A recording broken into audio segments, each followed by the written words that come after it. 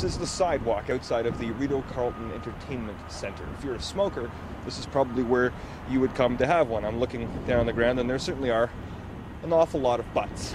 Now, these butts were of particular interest to the Ontario Convenience Store Association. Now, they spent about $50,000 to hire a firm which sent out butt pickers to come and take a look at the cigarette butts here, along with about 14 or 15 other locations in Ottawa and many, many more across the province. They were taking a look at those butts.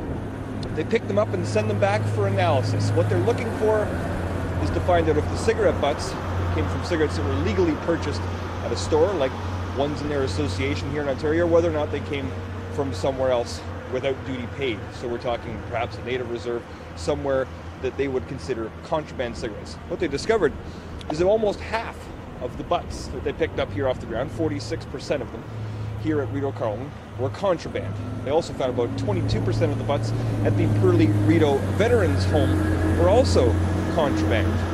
They went looking for a number of places. They scoped out all of the locations around Ottawa the day before, then they went and picked up the butts there. We're talking about the corner near the courthouse, outside of a coffee shop, at the general campus of the Ottawa Hospital, 2 local high schools, places where they have noticed people congregate to smoke. And looking around here on the ground, it would seem that most of these appear to be legal.